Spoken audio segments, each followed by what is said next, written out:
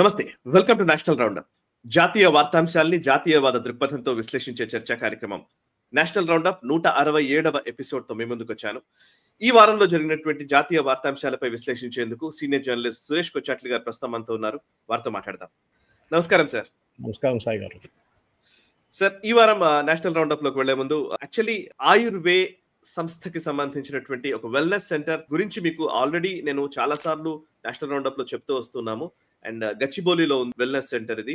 So ఇది ఆయుర్వేదానికి సంబంధించినటువంటి అనేక అద్భుతమైనటువంటి ఆవిష్కరణలతోటి అనేక వ్యాధులకి, అనేక దీర్ఘకాలికమైనటువంటి సమస్యలకి ఒక పరిష్కారాన్ని అందిస్తూ ఉన్నారు వెల్నెస్ సెంటర్ ద్వారా. ఆయుర్వే సంస్థకి సంబంధించినటువంటి సర్వీసెస్, వాళ్ళ డీటెయిల్స్ తెలియాలి అని అంటే వాళ్ళ వెబ్సైట్ లోకి వెళ్ళి మీరు చూడవచ్చు. అండ్ ఈ వీడియో డిస్క్రిప్షన్ లో దానికి సంబంధించిన లింక్ ని నేను పొందుపరుస్తూ ఉన్నాను. అండ్ ఓజస్ కా సంబంధించినటువంటి ఉత్పత్తులను కూడా మీరు ఎక్స్ప్లోర్ చేసే ప్రయత్నం చేయండి. ఇక సురేష్ కొచ్చాట్లి గారు, ఈ వారం నేషనల్ రౌండప్ లో ఫస్ట్ అంశం నాకు తెలంగాణకు సంబంధించిన అంశమే తీసుకుందాం సార్. ఈ బీసీ రిజర్వేషన్లకు సంబంధించిన అంశము గత కొంతకాలంగా మనం నేషనల్ రౌండప్ లో మాట్లాడుతూనే ఉన్నాము. విభిన్న కోణాల్లో రకరకాల గెస్ట్లతోటి మేము డిస్కషన్స్ చేస్తూనే ఉన్నాము. తెలంగాణలో రేవంత్ రెడ్డి ప్రభుత్వం తీసుకొచ్చినటువంటి బీసీ రిజర్వేషన్స్ అనే అంశం. సరే, కుల గణన నిర్వహించారు, సర్వే జరిగింది, దాన్ని బేస్ చేసుకుని మేము రిజర్వేషన్లు ఇస్తున్నామని చెప్పారు. 25% నుంచి 42% వరకు తీసుకెళ్తున్నారు. మీరు కూడా లాస్ట్ టైం చెప్పారు, ఆల్రెడీ సుప్రీంకోర్టు ఒక క్యాప్ విధించింది, 50% మించకూడదు అని. టెక్నికాలిటీస్ కొన్ని ఉన్నాయి, దాని గురించి మనం మాట్లాడాలి. బట్ ఇప్పుడు వచ్చింది ఏంటంటే, స్థానిక సంస్థల ఎన్నికలకు సంబంధించిన నోటిఫికేషన్ విడుదలైన తర్వాత హైకోర్టు దానికి స్టే ఇచ్చింది. సో స్థానిక ఎన్నికల్లో రిజర్వేషన్ల అమలు అనే అంశానికి సంబంధించినటువంటి కొన్ని ప్రతిపాదనలు లేదా ప్రతిష్టంభన ఉన్న నేపథ్యంలో ఎట్లా మీరు ఏ ప్రాతిపదికన మీరు అరైవ్ అయ్యారు ఈ 42%కి, ఏ ప్రాంతాల్లో ఎట్లాంటిది అని చెప్పి మీరు కౌంటర్ అఫిడవిట్ దాఖలు చేయాలని ప్రభుత్వాన్ని ఆదేశించింది హైకోర్టు. సో ఈ నేపథ్యంలో అసలు ఈ బీసీ రిజర్వేషన్ల అంశము ఈ స్థానిక ఎలక్షన్స్ లో అమలు పరచడము లేదా దాన్ని నిజంగానే అమలు పరచడం సాధ్యమా, లేకపోతే కాంగ్రెస్ ఇచ్చిన హామీని బేస్ చేసుకుని ఒక కాలయాపన ప్రయత్నం జరుగుతోందా? అంటే ఎప్పటికప్పుడు కాలయాపన చేసుకుంటూ అంటే మీరు తూతూ మేమే నడుస్తోంది టిఆర్ఎస్ అండ్ కాంగ్రెస్ మధ్య. సాయి గారు, దీంట్లో ఒక బేసిక్ ప్రాబ్లం ఏంటంటే, ఈ కేసు ఫస్ట్ సుప్రీంకోర్టుకి వెళ్ళింది. మీరు తెలుసు, మీకు కొంతమంది పెటిషనర్స్ ఇక్కడి నుంచి వెళ్ళినప్పుడు వాళ్ళ దగ్గర సుప్రీంకోర్టు జడ్జెస్ ఏం అడిగారంటే, మీరు హైకోర్టుకి ఎందుకు వెళ్ళట్లేదు, అక్కడ ఈ కేసు ఆల్రెడీ ఉంది కదా అని చెప్పారు. కరెక్ట్. కానీ ఇదే స్టేట్మెంట్ కపిల్ సిబల్ దగ్గర అడగారు. కపిల్ సిబల్ ఏ కేసు తీసుకెళ్ళినా, మొన్న సోనం వాంగ్చుక్ కేసు తీసుకెళ్ళినప్పుడు కూడా కపిల్ సిబల్ దగ్గర కోర్టు అడిగారు. కానీ కపిల్ సిబల్ నేను ఏ కోర్టుకి వెళ్ళాలి చెప్పండి అని చెప్తున్నారు. నేను జమ్మూ కాశ్మీర్ కోర్టుకి వెళ్ళాలన్నా లేకుంటే రాజస్థాన్ హైకోర్టుకి వెళ్ళాలన్నా మీరు చెప్పండి అని చెప్పారు. కానీ కపిల్ సిబల్ తీసుకెళ్ళినప్పుడు ఎవరు అడగరు. అది సేమ్ వాళ్ళు మొత్తం గ్యాంగ్ అంతే. అభిషేక్ మను సింఘ్వి కానివ్వండి, బృందా గ్రోవర్ కానివ్వండి, ప్రశాంత్ భూషణ్, వీళ్ళు తీసుకెళ్లిన కేసులకన్నీ డైరెక్ట్గా సుప్రీంకోర్టు 32 ఇన్వోక్ చేసి ఆర్టికల్ 32 అందర్ దే టేకప్ ద కేసు అనమాట. ఎనీవే, దాని పక్కన పెడతాం. ఈ కేసులో సుప్రీంకోర్టు ఈ కేసు రిటర్న్ పంపించారు, మనందరికి తెలుసు. It go back to the high court. Issues ఏముండే అంటే 2-3 ఇష్యూస్ ఉండే. ఒకటి, 42% reservation. That is based on survey, empirical data survey చేసాం మేము, చాలా డీటెయిల్గా చేసాం. పాపులేషన్ ఎంత ఉందో జిత్నీ ఆబాదీ ఉత్నీ హక్ అని చెప్పి రాహుల్ గాంధీ, ఇది పాత ఒక స్టేట్మెంట్ ఉంది which came from Manmohan Singh actually. ఆ స్టేట్మెంట్ ప్రకారం మన పాపులేషన్ ఎంత ఉంటే అంత పాపులేషన్కి రిజర్వేషన్ ఇవ్వాలని. కానీ సుప్రీంకోర్టు ఎప్పుడో ఆత జడ్జ్మెంట్ నుంచి చాలా మటుకు రిపీటెడ్లీ చెప్పుకుంటూ వస్తున్నారు, మీరు ఏమైనా చేసుకోండి బట్ అది 50% లోపలనే ఉండిపోవాలని. దానికి ఒక ఎక్సెప్షన్ ఎక్కడ వచ్చిందంటే, తమిళనాడు గవర్నమెంట్ అప్పుడున్న కాంగ్రెస్ గవర్నమెంట్ మీద ప్రెషర్ పెట్టి, I think it was Jayalalithaa's time, ఆ టైంలో వాళ్ళు 9th షెడ్యూల్ కింద తీసుకొచ్చి బియాండ్ లీగల్ ఛాలెంజ్ పెట్టారు. కానీ ఆ జడ్జ్మెంట్ కూడా సుప్రీంకోర్టులో ఛాలెంజ్ చేసి అక్కడ పడింది. ఇప్పుడు కూడా that judgement is still under challenge. 9th షెడ్యూల్ది లీగలో ఇల్లీగలో అని చెప్పేసి. కానీ సుప్రీంకోర్టు మనకు తెలుసు కదా సాయి గారు, 20 సంవత్సరాలు 30 సంవత్సరాల కేసు నడుస్తుంది, అది నడుస్తూనే ఉంటుంది. ఈ కేసులో సుప్రీంకోర్టు ఏం చెప్పారంటే, మీరు హైకోర్టుకి వెళ్ళినప్పుడు వీళ్ళు ఆర్గ్యూ ఏం చేశారు, దట్ ఈ 50% ceiling which is called a triple test అంటారు, దీన్ని మీరు యు హ్యావ్ బ్రీచ్డ్ అని చెప్పి పెటిషనర్స్ పెట్టారన్నమాట. సో పెటిషనర్స్ ఆర్గ్యుమెంట్ ఇదే ఉండే, దట్ ఒకటి మీరు రిజర్వేషన్ 42కి పెంచుతున్నారు, బికాస్ ఆఫ్ దాట్ ఆటోమేటిక్లీ మీరు 50% మీరు క్రాస్ చేస్తున్నారు ఎంపెరికల్ డేటా పెట్టి కూడా.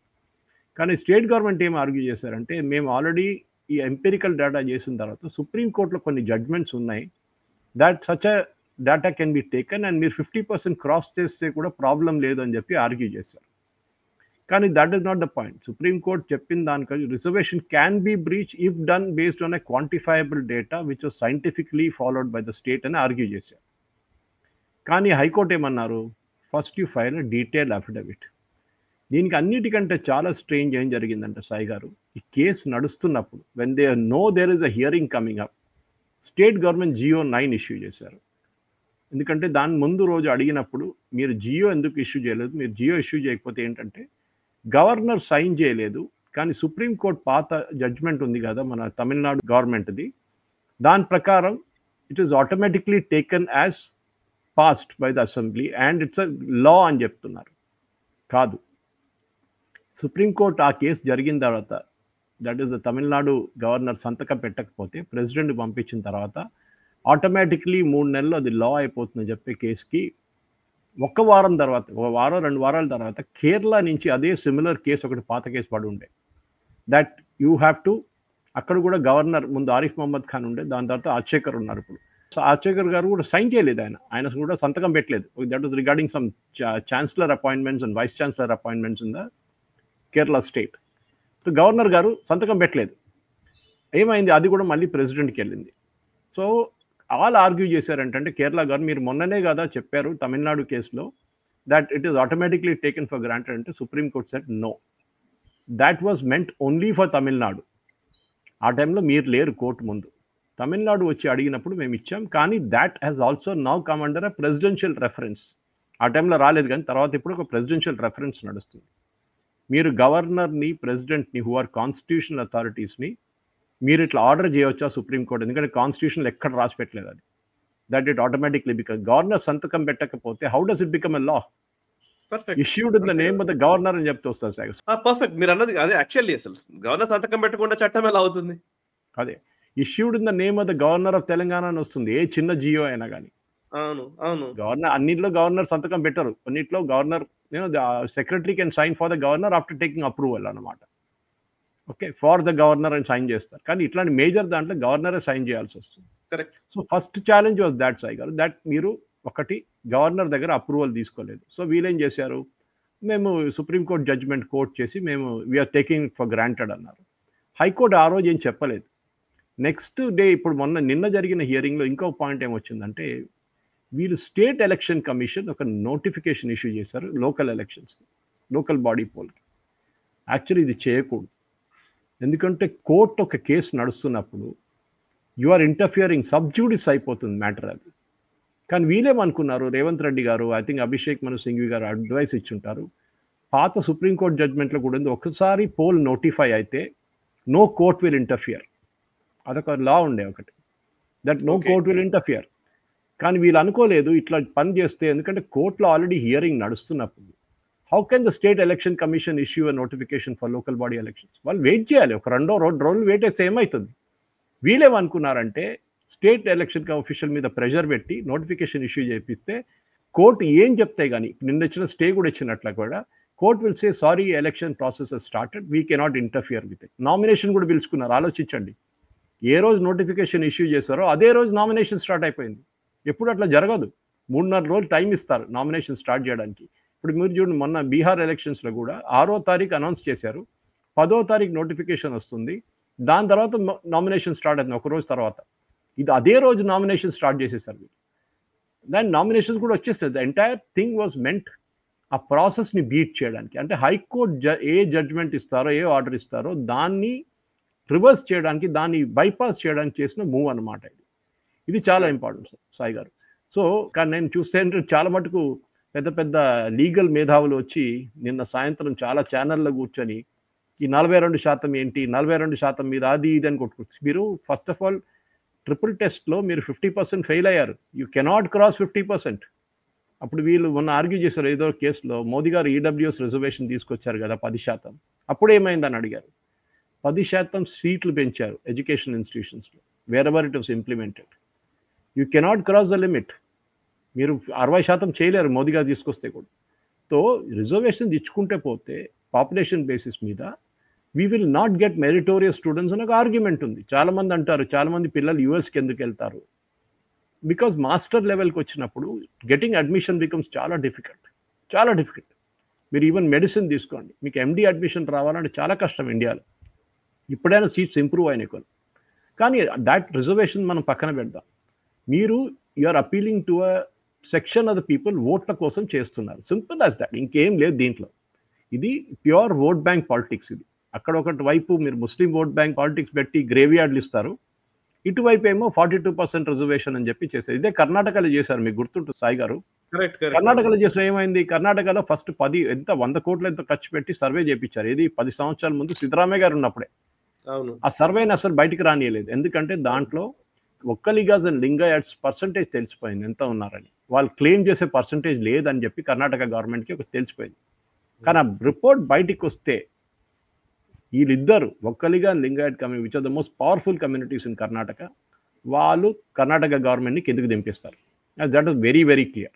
అది షామ్ను శివశంకరప్ప కానీ మిగతా అందరు అన్నారు, మీరు ఇది తీసుకొస్తే, ఈవెన్ డికే శివకుమార్, ఈ పాత సర్వే మీరు రిలీజ్ చేస్తే అంతే సంగతి. ఇప్పుడు కొత్త సర్వే చేస్తున్నారు, దానికి అసలు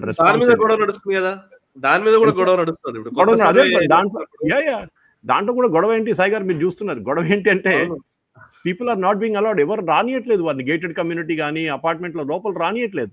మీరు రావద్దు, ఎన్యూమరేటర్ నిన్న ఎవరో ఒకడు ఒక ఎన్యూమరేటర్ని తాళం వేసి బంద్ చేసేసాడు ఒక రూమ్ లోపల.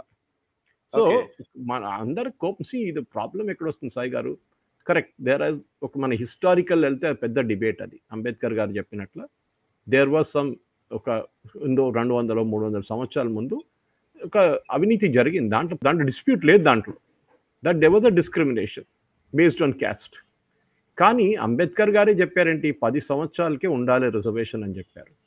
కానీ 10 సంవత్సరాల తర్వాత కూడా రిజర్వేషన్ నడుస్తుంది.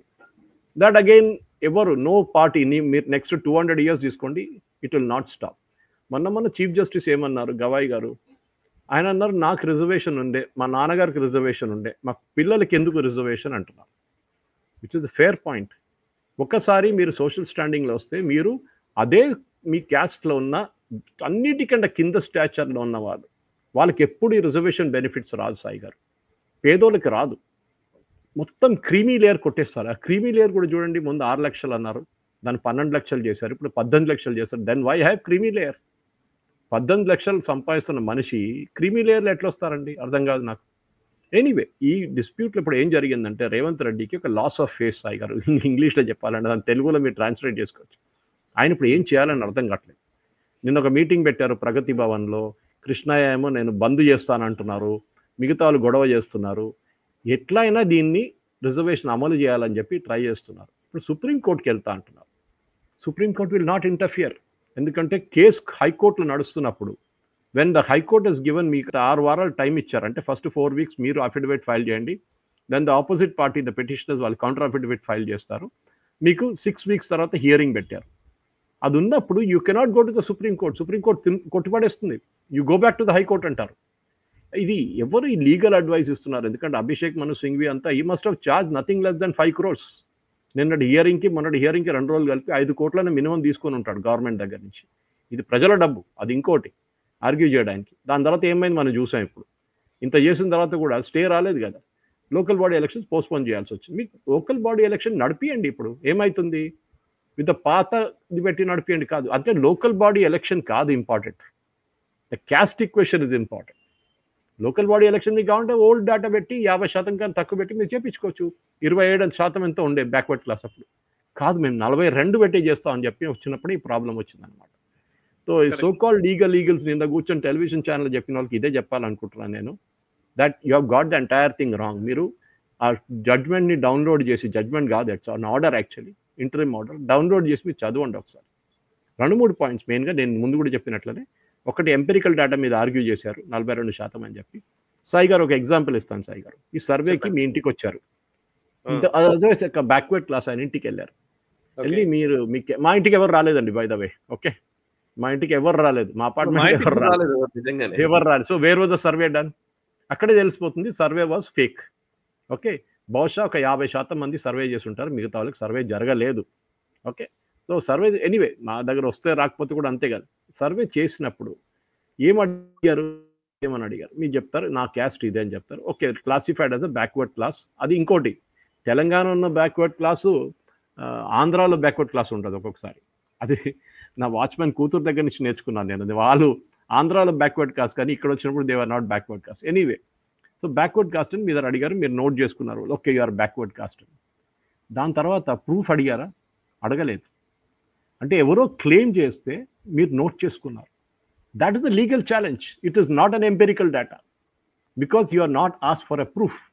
ఆ ప్రూఫ్ ఏదైనా ఉండొచ్చు, ఎడ్యుకేషన్ సర్టిఫికేట్ ఉండొచ్చు, రేషన్ కార్డు ఉండొచ్చు, కిసాన్ కార్డులు ఉండొచ్చు, ఎక్కడైనా మీ క్యాస్ట్ మెన్షన్ చేసిందా లేదా, మీరు ఆ డాక్యుమెంట్ అడగలేదు, which means it is just a oral స్టేట్మెంట్ని మీరు నిజం తీసుకుంటున్నారు, నిజం అని తీసుకుంటున్నారు. వాళ్ళు సంతకం పెట్టారంట, సంతకం పెడితే ఏమైపోతుందండి? సంతకం పెడితే నిజం అయిపోతుందా? కాదు కదా. సో ఈ డేటా మీద కూడా ఆర్గ్యూ చేయొచ్చు. ఇంకోటి ఎప్పుడైనా మనం చూస్తున్నాం ఏంటంటే backward class, OBCs, extremely backward class, దీంట్లో చాలా మటుకు డెఫినేషన్స్ ఉన్నాయి. సో కోర్టు అక్కడ కూడా చెప్పారు, మీరు ఒక డేటా తీసుకొని మీరు అక్రాస్ ద స్టేట్ అప్లై చేయలేరు 42%. ఫర్ ఎగ్జాంపుల్ ఆదిలాబాద్ తీసుకుందాం సాయి గారు, ట్రైబల్ ఏరియా. ట్రైబల్ ఏరియాలో మీరు 42% ఎట్లా పెడతారంటే ట్రైబల్స్కి ప్రామినెన్స్ ఉంటుంది, వాళ్ళకు ఉండాలి ఎక్కువ రిజర్వేషన్. అక్కడ కొన్ని కాన్స్టిట్యున్సీస్ మనకు తెలుసు, ఎలక్షన్లో కూడా రిజర్వ్డ్ ఉంటుంది, ట్రైబల్ రిజర్వ్డ్ ఉంటుంది. అక్కడ ట్రైబల్ క్యాండిడేట్సే పోటీ చేయొచ్చు, కొన్నిట్లో ఎస్సీ క్యాండిడేట్సే పోటీ చేయొచ్చు. కానీ మీరు అక్రాస్ ద బోర్డ్ 42% ఎట్లా పెడతారని కోర్టు అడిగారు. మీరు పర్ ఏరియాకి పెట్టండి, ఈ ఏరియాలో ఇంతమంది ఉన్నారు. So for example twin cities తీసుకుందాం, హైదరాబాద్, సికింద్రాబాద్. ఇక్కడ చాలామంది బయట నుంచి వచ్చిన వాళ్ళు ఉన్నారు. Okay, Hyderabad was never founded by anybody. ఇక్కడ ఫౌండ్ చేసిన కుతుబ్షాహీ డైనాసిటీ. ఇక్కడ తెలుగు వాళ్ళు ఉన్నారు, కన్నడిగాస్ ఉన్నారు, మలయాళీస్ ఉన్నారు, తమిళియన్స్ ఉన్నారు, పార్సీస్ ఉన్నారు, అందరూ ఉన్నారు, ఇక్కడ బెంగాలీస్ ఉన్నారు. అట్లాంటి పరిస్థితులు ఇక్కడ 42% రాదు మీకు. You will not get a 42. మీరు యావరేజ్ తీసుకున్నారు. మీరు court has said that you cannot apply this flat across the board. మీ దగ్గర డేటా ఉన్నప్పుడు ఆ ఏరియాకి మీరు పెట్టండి. ఆ ఏరియాలో 40, ఫర్ ఎగ్జాంపుల్ ఒక ఏరియాలో సిద్దిపేట తీసుకుందాం సాయి గారు, అక్కడ అప్రాక్సిమేట్ 32% బీసీలు ఉన్నారని చెప్పి వాళ్ళ డేటానే వచ్చేసింది. మీరేం చేయాలి? అక్కడ 32% ఇవ్వాలి రిజర్వేషన్. మిగతా చోట్ల ఒక ప్లేస్లో 60% మంది బీసీలు ఉన్నారంటే అక్కడ 60% ఇవ్వండి. That is what the court will finally come to. కానీ అది కూడా లీగల్ ఛాలెంజ్లో ఉంటుంది. ఇది మళ్ళీ హైకోర్టు నుంచి సుప్రీంకోర్టుకి వెళ్తుంది. ఏ జడ్జ్మెంట్ వచ్చినా, వీళ్ళు ఓడిపోయినా, వాళ్ళు ఓడిపోయినా, వీళ్ళు గెలిచినా, వాళ్ళు గెలిచినా, కానీ finally it will go to Supreme Court. And సుప్రీంకోర్టులో ఒకసారి వెళ్తే అది 30 సంవత్సరాల దాకా బయటికి రాదు. అది that is the main thing sir. Correct. Yes sir. ఇక నెక్స్ట్ అంశంలో కూడా వెళ్దాం సార్. ఇప్పుడు యాక్చువల్లీ ఎస్ఐఆర్ అనేది ఒక చాలా కీలకమైన అంశము. మనం బీహార్ ఎస్ఐఆర్ గురించి మాట్లాడము. ఎలక్షన్ కమిషన్ నిజంగా తప్పుల తడకగా ఉన్నటువంటి ఓటర్ లిస్ట్ ని సవరించే ఒక ప్రయత్నం చాలా అద్భుతంగా చేస్తోంది, బృహత్తర ప్రణాళికగా చేస్తోంది. ఇది దేశవ్యాప్తంగా అమలు చేస్తామని ఎలక్షన్ కమిషన్ ప్రకటించింది. ఓట్ చోరీ, ఓట్ చోరీ అని రాహుల్ గాంధీలు వీళ్ళంతా మాట్లాడుతున్నా కూడా ఎలక్షన్ కమిషన్ మాత్రం చాలా స్ట్రిక్ట్ గా దీన్ని ఇంప్లిమెంట్ చేసే ఒక ప్రయత్నం చేస్తోంది. సరే, వాళ్ళు చేస్తున్న అలిగేషన్స్ కంటిన్యూ అవుతూనే ఉన్నాయి. ఇప్పుడు బీహార్ నుంచి ఇప్పుడు వెస్ట్ బెంగాల్ కి షిఫ్ట్ అయింది డ్రామా అంతా కూడా. సో వెస్ట్ బెంగాల్లో మమతా బెనర్జీ ఆల్రెడీ స్టేట్మెంట్స్ ఇచ్చేస్తూ ఉన్నారు. ఎస్ఐఆర్ నిర్వహించడాన్ని మేము పూర్తిగా వ్యతిరేకిస్తున్నాము, చేయడానికి వీల్లేదు, మేము అడ్డుకొని తీరుతామని అంటున్నారు. అండ్ చాలా గట్టిగానే థ్రెటన్ చేస్తున్న పరిస్థితి కనబడుతోంది. ఎందుకంటే బెంగాల్లో అధికారం అంతా కూడా కేవలం ఈ ఇల్లీగల్ ఓట్స్ మీదనే ఆధారపడి ఉంది కాబట్టి నిజానికి చాలా ఓట్లు ఆ బంగ్లాదేశ్ నుంచి వచ్చినవి ఒక ఓటు బ్యాంక్ గా మార్చుకున్న నేపథ్యంలో దానికి గండి కొడతానంటే, ఆ ఓటు బ్యాంక్ ని డిస్ట్రాయ్ చేస్తానంటే మమతా బెనర్జీ ఊరుకోదు న్యాచురల్లీ. సో ఇప్పుడు ఇది ఎక్కడి వరకు వెళ్తుంది అనేది క్వశ్చన్. సో ఒకసారి మమతా బెనర్జీ చేస్తున్న స్టేట్మెంట్స్ ఎట్లా చూస్తారు అండ్ ఇంప్లిమెంటేషన్ సాధ్యమవుతుందా? సో నెక్స్ట్ ఇయర్ ఎలక్షన్స్ ఉండబోతున్నాయి వెస్ట్ బెంగాల్లో. ఇంప్లిమెంట్ చేస్తారు Sai garu. First of all మనం ఎస్ఐఆర్ ఛాలెంజ్లో నిన్న కోర్టులో జరిగిన హియరింగ్ గురించి మాట్లాడాలి. వెస్ట్ బెంగాల్తో కూడా సంబంధం ఉంటుంది దానికోసం నేను I want specifically talk about it. నిన్న జరిగిన హియరింగ్లో సుప్రీంకోర్టులో ప్రశాంత్ భూషణ్ ఫైల్ చేసిన అఫిడవిట్ చూశారు కోర్టు. అది కాకుండా యోగేంద్ర యాదవ్ వచ్చి పెద్ద ఒక లెక్చర్ ఇచ్చారు. ప్రశాంత్ భూషణ్ ఇచ్చిన అఫిడవిట్ అంటే ఎవరెవరు పేర్లు తీసేశారని చెప్పి ఇచ్చిన అఫిడవిట్ అంతా ఫేక్ అయింది. ఓకే, అట్లాంటి ఎవరు మనుషులే లేరు లిస్ట్లో. పేరు నుంచి తీసేశారు, పేరు తీసేశారని చెప్పి అంత కోర్టు పుల్అప్ చేశారు ప్రశాంత్ భూషణ్. మీరు ఇట్లాంటి అఫిడవిట్స్ ఎట్లా ఫైల్ చేస్తారు? మీ దగ్గర ఫైల్ చేసిన 3 అఫిడవిట్లు 3 అబద్ధం, అంటే మీరు చెప్పింది మొత్తం అబద్ధం అని చెప్పి కోర్టు కొట్టుపడేసి court has given a direction, SIR is already complete, election process start అయిపోయింది. ఒక్కటే ఏంటంటే ఎవరెవరు పేరు తీసేశారు they can file their names, వాళ్ళ అబ్జెక్షన్స్ ఫైల్ చేయొచ్చు till the close of nominations. Okay, మనకు అందరూ తెలుసు సాయి గారు, 8 కోట్లు ఉన్న బీహార్లో 64 లక్షల మంది తీసేశారు. దట్ ఈస్ చనిపోయిన వాళ్ళు, duplicate voters and permanently migrated voters. నిన్న నేను ఒక టాక్ ఇచ్చాను ఇక్కడ నెరెడ్మెట్లో, మల్కాజిగిరి దగ్గర. అండ్ సేమ్ క్వశ్చన్ ఆడియన్స్ ఇదే అడిగారు నా దగ్గర. సార్ మేము ఒకరితో డిబేట్ చేస్తున్నప్పుడు ఎస్ఐఆర్ గురించి చెప్తే వాళ్ళు ఎక్కడికి వెళ్ళిపోతున్నారు, ముస్లిమ్స్ని తీసేశారు, దళితులు తీసేస్తారు, మహిళలు తీసేశారంటే నేను చెప్పాను ఎవరు ఎక్కడుంది ఇప్పుడు? సుప్రీంకోర్టు అడిగారు నిన్న. They asked Yogendra Yadav wear is the proof? మీరు లెక్చర్ ఇసుకుంటూ పోతున్నారు, మహిళలు తీసేశారు, వాళ్ళు తీసేశారు, మీరు ఫ్యామిలీ ట్రీ పెట్టి చూశారు ఎలక్షన్ కమిషన్ అంటే అఫిడవిట్ ఫైల్ చేయండి అంటే అది నేను చేయను, నా దగ్గర ప్రూఫ్ లేదంటున్నారు. అంటే ఇన్ని రోజులు, that is why you see Sai గారు రాహుల్ గాంధీ లాస్ట్ 10-15 రోజుల నుంచి అసలు ఇండియాలో లేడు. అది ఇంకోటి, దానికన్నా ముందు కూడా ఓట్ చోరీ అనే వర్డ్ యూజ్ చేయట్లేదు, బంద్ చేసేసారు. ఇన్ఫ్యాక్ట్ బీహార్లో జరిగిన పర్యటన ఆయనది ఓట్ అధికార యాత్ర అని వచ్చేసి పెట్టారు. ఇక్కడ పాపం మన తెలంగాణ వాళ్ళు అక్కడికి వెళ్ళారు, చాలామంది ముఖ్యమంత్రి కూడా వెళ్ళారు, టీషర్ట్లు ప్రింట్ చేసుకొని తీసుకెళ్లారు ఓట్ చోరీ అని. అక్కడ వెళ్ళిన తర్వాత తెలిసిపోయింది ఈ పేరే మారిపోయిందని, అది టీషర్ట్ వాడారా లేదా తెలియదు మనకి ఇప్పుడు. సో ఈ జరిగిన దాంట్లో ఎస్ఐఆర్లో బీహార్ ఒక ఎగ్జాంపుల్గా తీసుకున్నప్పుడు ఏమవుతుంది సాయి గారు, వెస్ట్ బెంగాల్లో ఇదే మోడ్ ఆఫ్ చూస్తే అక్కడ ఒక బీజేపీ లీడర్ చేసిన కామెంటే దీనికి గొడవ మొదలైంది. ఆయన ఏమన్నారంటే 1 కోటి నుంచి 2 కోట్ల మంది ఇట్లనే డూప్లికేట్లు ఉంటారు, ఇక్కడ కూడా చనిపోయిన వాళ్ళు ఉంటారు, బంగ్లాదేశ్ వాళ్ళు ఉంటారు, వాళ్ళని తీసేస్తే ఎలక్షన్ రోల్ క్లీన్ అయిపోతుంది అన్న. దానికే గొడవ స్టార్ట్ అయింది మమతా బెనర్జీ. ఆమె ఏమంటుంది, మాకు వరదలు వచ్చినాయి, పూజలు నడుస్తున్నాయి, ఇప్పుడు దుర్గా పూజ ఎప్పుడు అయిపోయింది, కాళీ పూజ ఉంటుంది, దాని తర్వాత ఛత్ పూజ ఉంటుంది, ఈ టైంలో మీరు ఎస్ఐఆర్ ఎట్లా చేస్తారు అని. ఎలక్షన్ కమిషన్ ప్రాసెస్ స్టార్ట్ చేశారంతే. ఎవరెవరు ఫ్రీ ఉంటారు వాళ్ళు ఫైల్ చేస్తారు, ఫ్రీ లేని వాళ్ళు తర్వాత ఫైల్ చేస్తారు. టైం ఉంది కదా, బీహార్ లాగా ఇప్పుడు కాదు కదా, రేపు కాదు కదా ఎలక్షన్, టైం ఉంది. కానీ మమతా బెనర్జీ ఇప్పుడు కాదు, మీకు గుర్తుంటు సాయి గారు, ఆమె ఇప్పుడే ముందు నుంచే ఆబ్జెక్ట్ చేస్తుంది. ఆమె ఏమంటుందంటే అస్సాం నుంచి కొంతమందికి NRC, national register of citizens notice వచ్చింది. ఎందుకు వస్తుంది? మీరు అస్సాం నుంచి పారిపోయి వెస్ట్ బెంగాల్కి వచ్చారు, యూఆర్ బంగ్లాదేశీ, మీకు ఎన్ఆర్సీ నోటీస్ వచ్చినప్పుడు మీరు అక్కడి నుంచి పారిపోయి బంగ్లాదేశ్కి వచ్చిన మీకు ఇక్కడ నోటీస్ ఇష్యూ చేస్తారు, వాళ్ళకి తెలిసిపోయింది మీరు ఇక్కడ ఉన్నారు అని.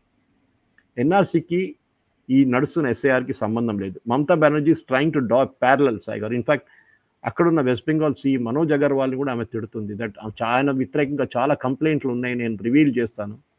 ఆమె ఏం చేయలేరు, she cannot do anything because supreme court చాలా క్లియర్గా చెప్పారు SIR is a constitutional mandate అని. First day of the hearing Bihar SIR గురించి, that it's a constitutional mandate. ఇది 10 సంవత్సరాల్లో రివైజ్ చేయాల్సిన స్పెషల్ ఇంటెన్సివ్ రివిజన్ 23 సంవత్సరాల తర్వాత జరుగుతుంది. లాస్ట్ జరిగింది 2002, 2003లో. ఆలోచించండి, దానికోసం క్లీనప్ జరుగుతుంది డేటాది.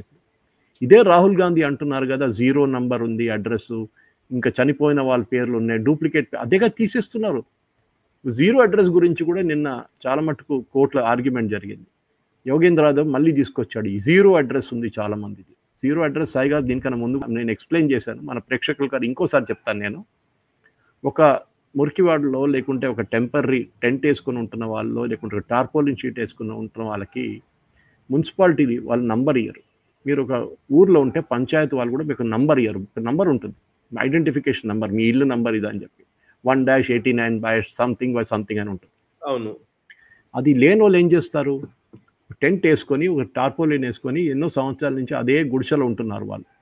వాళ్ళకి ఎప్పుడు కాదు, ఎలక్షన్ కమిషన్ ఎప్పటి నుంచో ఇచ్చారు, వాళ్ళకి డేటాలో ఎంటర్ చేస్తున్నప్పుడు నంబర్ వేయాల్సింది కంపల్సరీ, ఏదైనా ఒక నంబర్ వేయాలి, లేకుంటే యాక్సెప్ట్ చేయదు డేటాని. వాళ్ళ కోసం 0 అని డేటా ఇస్తారు. సో రాహుల్ గాంధీ ఏమంటున్నారు, ఒకటే 0లో 1,00,000 మంది అడ్రస్, అదే అడ్రస్లో 1,00,000 మంది ఉన్నారు. అది కాదు, దట్ 0 ఇస్ బికాజ్ ఆ 0 అడ్రస్ అనేది కాన్సెప్ట్ అది. కానీ వాళ్ళు ఎక్కడ ఉంటారు అని డీటెయిల్స్ తర్వాత అడ్రస్లో ఉంటుంది. దే డోంట్ హ్యావ్ నాకు అనిపిస్తుంది సార్, నాకు అనిపిస్తుంది అది తెలియక కాదు, అమాయకం అంతకంటే కాదు.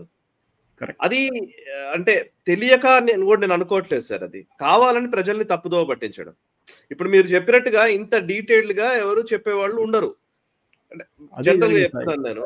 సో అప్పుడు ఏమవుతుందంటే ఆయన చేసిన దాన్ని బయటని ప్లే చేస్తారు, కానీ అది నిజమా కాదా అని చెప్పే పని మీడియా చేయదు.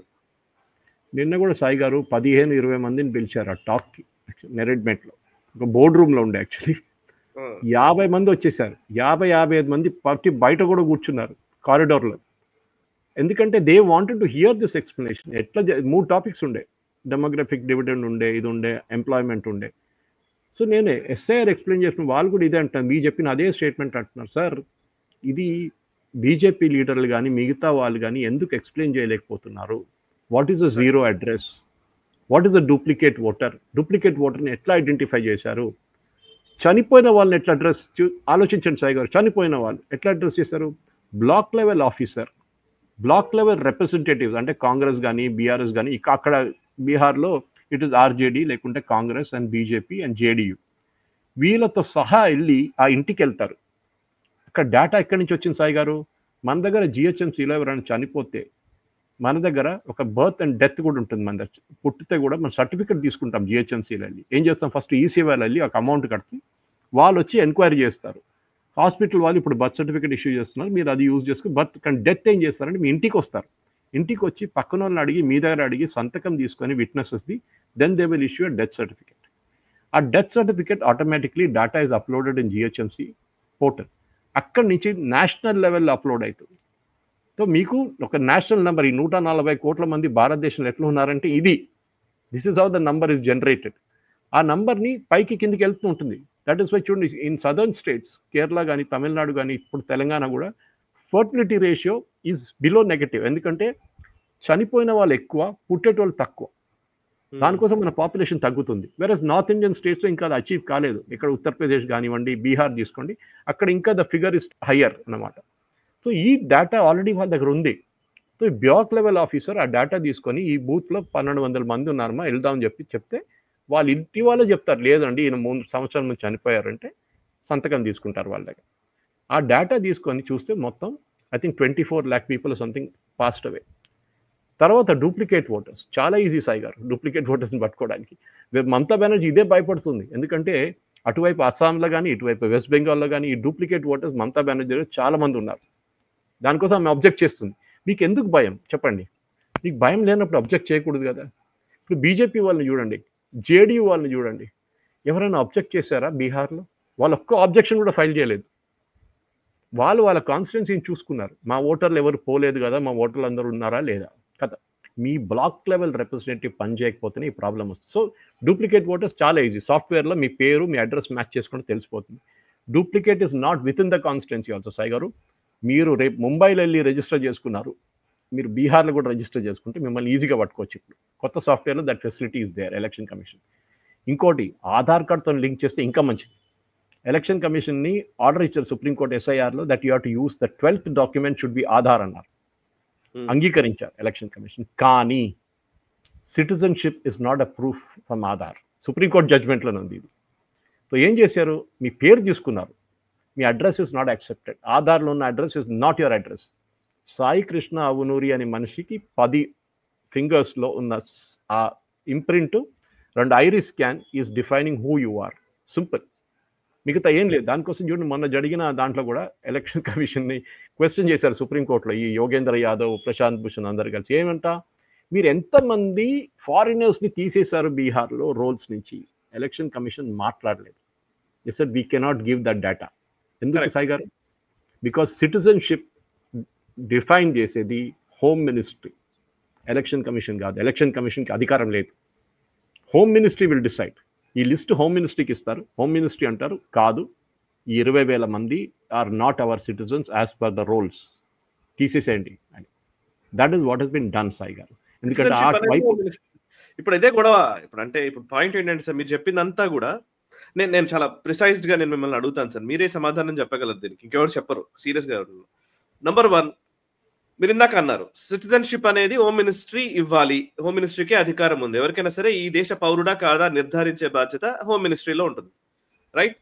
సో ఇప్పుడు మీరు ఇల్లీగల్ గా వచ్చిన వాళ్ళని కాదు అన్నారు అనుకోండి, అమిత్ షా, బీజేపీ, పాలిటిక్స్, ఇది మొదటి ప్రశ్న ఎవరు అడిగినా. ఇప్పుడు విపక్షాలు ఏం చెప్తాయి అంటే, పలానా వాడి సిటిజన్షిప్ పోయింది అని అంటే, చూసారా అమిత్ షా తీసేస్తున్నాడు, మోదీ తీసేస్తున్నాడు, బీజేపీ తీసేస్తోంది. అరే అది హోమ్ మినిస్ట్రీ, దానికి ఒక వ్యవస్థ ఉంటుంది, ఎలా సిటిజన్షిప్ ఇవ్వాలి అనే దానికి సంబంధించి అనే విషయం గురించి మాట్లాడరు. ఇప్పుడు ఎలక్షన్ కమిషన్ ఇదే మీరు అన్నదే రాజ్యాంగబద్ధమైనటువంటి సంస్థ ఎలక్షన్ కమిషన్. ఎలక్షన్ కమిషన్ చేయాల్సిన పని చేస్తోంది, అంతే కదా. స్పెషల్ ఇప్పుడు ఈ రివిజన్ చేస్తున్నారు అని అంటే, ఓటర్ లిస్ట్ లో ఎవరు కరెక్ట్ ఉన్నారు, ఎవరు లేరు, అసలు అవసరం లేని వాళ్ళు ఎవరు, ఇల్లీగల్ గా ఉన్న వాళ్ళు ఎవరు, వీళ్ళందరినీ తొలగించాలి, కరెక్ట్ గా ఉన్న వాళ్ళని యాడ్ చేయాలి. ఇదే కదా ఎలక్షన్ కమిషన్ చేయాల్సిన పని. ఆ పని చేస్తేనేమో ఎలక్షన్ కమిషన్ బీజేపీకి సపోర్ట్ చేస్తుంది, ఓట్ చోరీ చేస్తున్నారు మోదీ, అండ్ ఓట్ చోర్ గద్దీ చోర్. నాకు అర్థం అది కావట్లేదు. కదా ఈయన రాజ్యాంగం పట్టుకొని తిరుగుతాడు రాహుల్ గాంధీ. ఇంకో వైపేమో రాజ్యాంగబద్ధమైనటువంటి సంస్థలు వాళ్ళు చేస్తున్న పనులు మాత్రం చేయకూడదు అంటాడు. అవన్నీ మోదీ కంట్రోల్ చేస్తున్నాడు అంటాడు. అసలు నాకు ఇది ఎందుకు అడగలేకపోతున్నారు ఎవరు కూడా? మనం మనం ఎందుకంటే మాట్లాడుతున్నాం గానీ. అది సాయి గారు ఒక్కరైనా బీజేపీ వైపు నుంచి ఒక్కరైనా ఒక ఎఫ్ఐఆర్ రిజిస్టర్ చేశారు రాహుల్ గాంధీ వ్యతిరేకంగా ఈ అబద్ధాల కోసం, అబద్ధాలు వ్యతిరేకంగా చేయలేదు. You should filed an FIR అని చాలా మట్టుకు అన్నారు. ఈవెన్ గోడ్సే ఫ్యామిలీ మీద, గోడ్సేకి కాన్స్టిట్యూషన్ నచ్చలేదు, దానికోసం గాంధీ గారిని చంపేశారని చెప్పి. కాన్స్టిట్యూషన్ లేదు అప్పుడు. కాన్స్టిట్యూషన్ లేదు, 48లో కాన్స్టిట్యూషన్ ఎక్కడ ఉంది? కానీ ఎవరు అడిగారు? మీలాంటి వాళ్ళు నాలాంటి వాళ్ళు అడిగారు. మేము చూపించాం ట్విట్టర్లో వెళ్ళి మనం చెప్పాం, చూడరా బాబు కాన్స్టిట్యూషన్ లేకుండే 48లో, కాన్స్టిట్యూషన్ వచ్చింది 50లో, అది కూడా లేదు. మళ్ళీ అంటారు దళితులు తీసేస్తున్నారు. హౌ కెన్ యూ, మీరు ఎట్లా చెప్తారు? లిస్ట్ నుంచి 64 లక్షల మంది తీసి మీరు పేర్లు చూసి చెప్తారా దళితు వీళ్ళని చెప్పి? మొన్న మన సుప్రీంకోర్టులో షూ విసిరేశారు. I think we should take up that story also. అది కూడా మాట్లాడదామా? ఆయన ఈ టర్న్ అవుట్ బి దళిత్. ఆయన ఫస్ట్ బ్రాహ్మణ్గా కన్వర్ట్ చేసుకున్నారు వీళ్ళంతా. హీజ్ బ్రాహ్మణ్ అది ఇది అని చెప్పి ఆయన ఇంటి బయట ప్రొటెస్ట్ డెమాన్స్ట్రేషన్ అంతా చేశారు. మీరు ఏ పేరు చూసి చెప్తున్నారు దళితులు తీసేశారండి? మీరు ముస్లిమ్స్ తీస్తారంటే ఐ కెన్ అండర్స్టాండ్, మీరు పేర్లు చూసి చెప్తారు, మీరు ముస్లిమ్స్ అని చెప్తారు. మీరు ఈ కిషన్ గంజ్ కేసు తీసుకోండి సాయి గారు. నేను దీనికన్నా ముందు కూడా మనం డిస్కస్ చేస్తాం, బీహార్లోనే ఉంది, అది వెరీ ఇంపార్టెంట్. 6 అసెంబ్లీ సెగ్మెంట్స్ ఉన్నాయి సాయి గారు కిషన్ గంజ్లో. Muslim majority constituency, Lok Sabha constituency. దాంట్లో 5లో ముస్లిమ్స్ ఆర్ ఇన్ మెజారిటీ, 6లో Hindus are in majority. Aadhaar card party MIM 5 సీట్లేమో గెలిచింది అక్కడ. సో ఆ కాన్స్టిట్యున్సీలో ఆధార్ కార్డ్ అనలైజ్ చేసినప్పుడు సాచురేషన్ అంటాం సాయి గారు. అంటే 100 మందికి ఎన్ని కార్డులు ఇష్యూ చేశారు? ఇన్ కిషన్ గంజ్ ఈ 5 ముస్లిం కాన్స్టిట్యున్సీలో, మెజారిటీ కాన్స్టిట్యున్సీలో 120 నుంచి 160 ఆధార్ కార్డులు 100 మందికి ఇష్యూ చేశారు. అంటే the remaining 40 or 60 or 20 remaining are all illegal. వాళ్ళ కాన్స్టిట్యున్సీ నుంచి కాదు, వాళ్ళు బయట నుంచి వచ్చేవాళ్ళు. వాళ్ళకి అడ్రస్ లేదు, ఏం లేదు ఆ కాన్స్టిట్యున్సీలో. బికాజ్ ఆధార్ చేసుకున్నప్పుడు మీ అడ్రస్ ప్రూఫ్ ఉంటుంది, దాంట్లో అడ్రస్ అడుగుతారు, అడ్రస్ డాక్యుమెంటేషన్ అడుగుతారు. But that is not taken as the final address. ఎందుకంటే మీరు ఇల్లు మారుస్తూనే ఉంటారు, కొంతమంది రెంట్కి ఉంటారు, అట్లా వెళ్ళిపోతారు, ఇక్కడికి వెళ్ళిపోతారు. 6వ constituency where Hindus are in majority 94 issue అయినాయి సాయి గారు. 94 కార్డ్స్ ఫర్ 100 పీపుల్. అంటే ఇంకా 6 మందికి ఇంకా కార్డ్ ఇష్యూ చేయలేదు. See the difference. మనం ఎప్పుడు డెమోగ్రఫిక్ డివిడెండ్ గురించి మాట్లాడి, ఇది ఎస్ఐఆర్లో జరిగింది. ఇది మమతా బెనర్జీ భయపడుతున్నది ఇది. ఎందుకంటే the moment Bangladeshis are detected, దానికోసం ఆమె అంటున్నారు ఎన్ఆర్సీ వస్తుంది, అది అవుతుంది, మాదా ఛత్ పూజ, ఇది పూజలు అంటారు, రేపు వరదలు అంటారు, మళ్ళీ రేపు ఎండ వచ్చింది అంటారు. ఇది ఎప్పుడైనా చేయాలి కదా ఇది. అప్పుడు తర్వాత అంటారు ఎలక్షన్ వచ్చేసింది దగ్గరికి, ఇప్పుడు ఎందుకు చేస్తున్నారు అంటారు. ఎలక్షన్లే వద్దంటుందేమో ఆమె. నిజంగానే వదిలేస్తే ఎలక్షనే వద్దు, ఎందుకు అనవసరంగా నన్ను బాగానే ఉన్నాను, బాగానే అందరూ జనాలు చూసుకుంటారు. అమిత్ షా గారు చనిపోవాలని చెప్పింది మొన్న. అమిత్ షా గారిని చంపేసేయాలి. ఆలోచించండి, she is the chief minister of state, constitutional oath తీసుకున్న మనిషి, that I will preserve, protect and defend the constitution of India as well law establish. ఆమె అమిత్ షా గారిని చెప్తుంది, మీరు మిమ్మల్ని ఎవరైనా చంపేయాలి, మిమ్మల్ని ఎవరిని మీరు చనిపోవాలి. ఐ మీన్ మెచ్యూరిటీ లేదండి, పొలిటికల్ మెచ్యూరిటీ లేదు. మీరు ఎంతనే తిట్టండి సార్, మీరు నితీష్ కుమార్ కానీ మిగతా వాళ్ళని కానీ హేమంత్ సోరెన్ కానీ, they don't talk like this. మీరు ఎప్పుడైనా చూసారు వాళ్ళు ఇట్లా మాట్లాడుతున్నారు? హేమంత్ సోరెన్ తీసుకుంది, ఆయన ఈజ్ ఆపోజిషన్ ఇండియా అలయన్స్లో ఉన్నారు, ఆయన ఇట్లా మాట్లాడరే. ఈవెన్ మన రేవంత్ రెడ్డి కూడా, for all his credit, he doesn't speak like this. ఈమెకి ఏదో పిచ్చి పెట్టేసినట్లు మాట్లాడుతుంది, లాజిక్ లేదు, రీజన్ లేదు, ఏం లేదు, డెస్పరేషన్ అంతే. ఇంకా అట్లాగే ఇంకోటి బీహార్ కి అయితే ఇప్పుడు ఇది క్లియర్ అయిపోయినట్టే కదా సార్? సుప్రీంకోర్టు క్లియరెన్స్ ఇచ్చేసారు. ఎందుకంటే first set of nominations 6th కి, ఐ మీన్ ఎండ్ అయిపోతుంది, నెక్స్ట్ 2 weeks ఎండ్ అయిపోతుంది నామినేషన్ ఫైల్ చేసేది.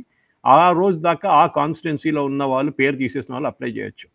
కానీ సాయి గారు 64 లక్షల మందిని తీసేశారు. ఇప్పుడు దాకా 1000 మందే వాళ్ళ పేర్లు మళ్ళీ రిజిస్టర్ చేసుకున్నారు. అంటే అబ్జెక్ట్ చేశారు, మా పేర్లు తీసేశారని చెప్పి.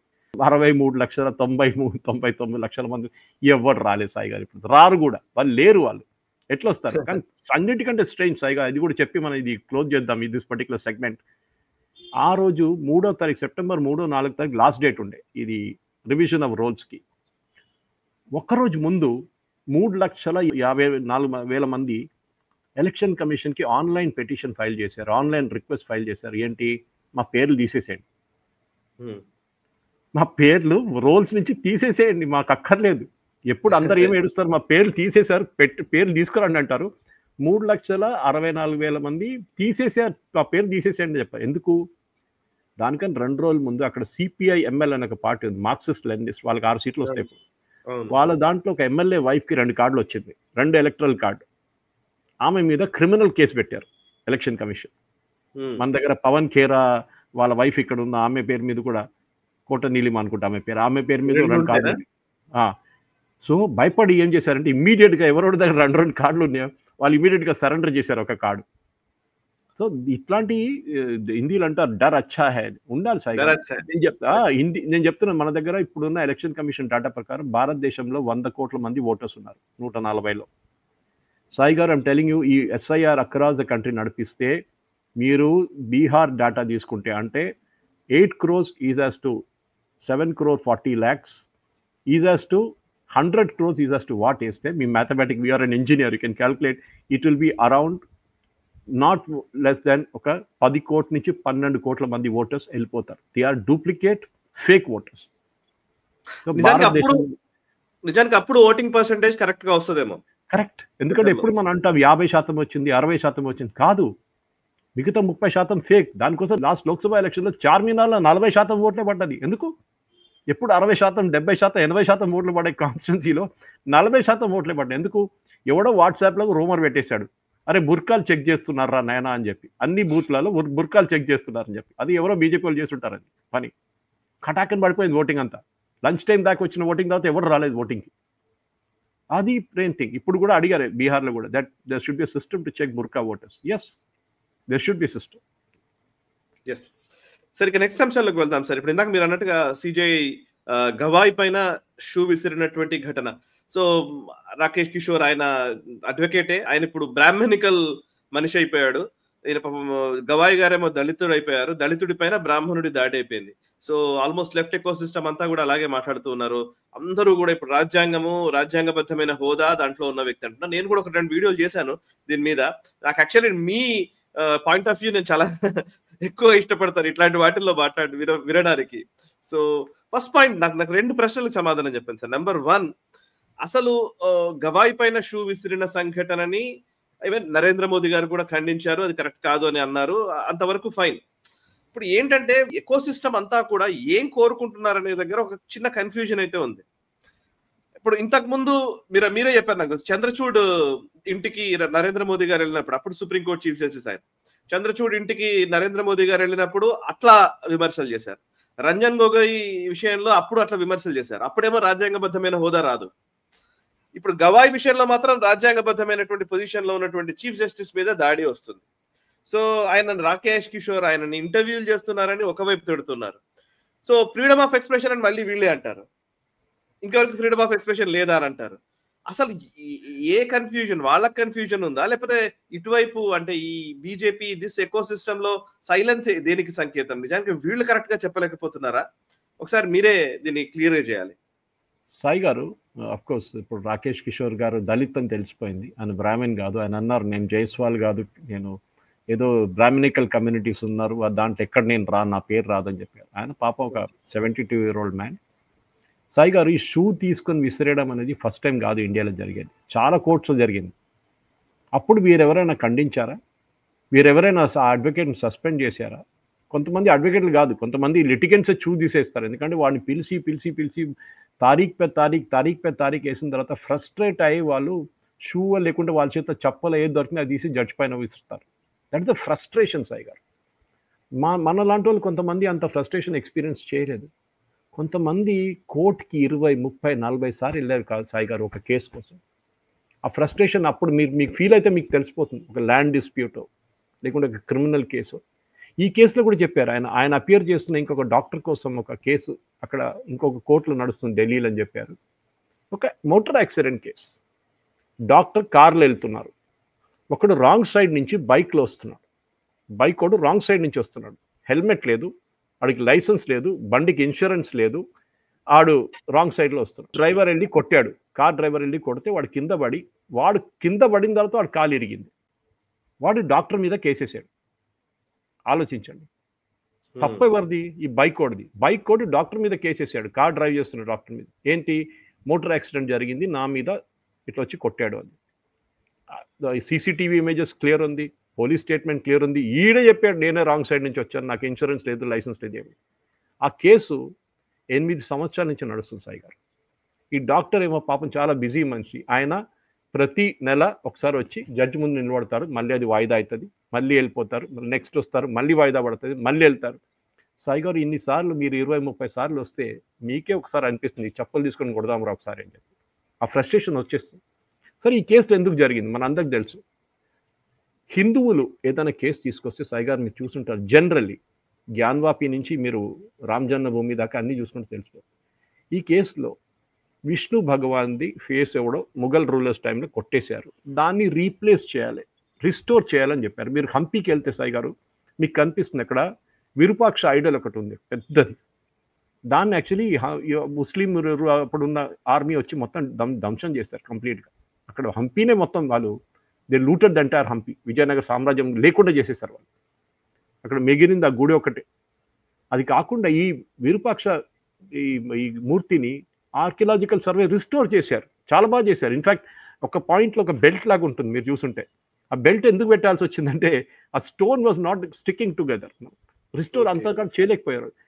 ఈ కేసులో కూడా ఖజురాహోలో ఏం చేశారు, ఈయన ఆర్కియలాజికల్ సర్వేకి లెటర్ రాశారు పెటిషనర్, ఇట్లా ఐడల్ ఉందండి, as per rule you are suppose to restore, that is the correct rule.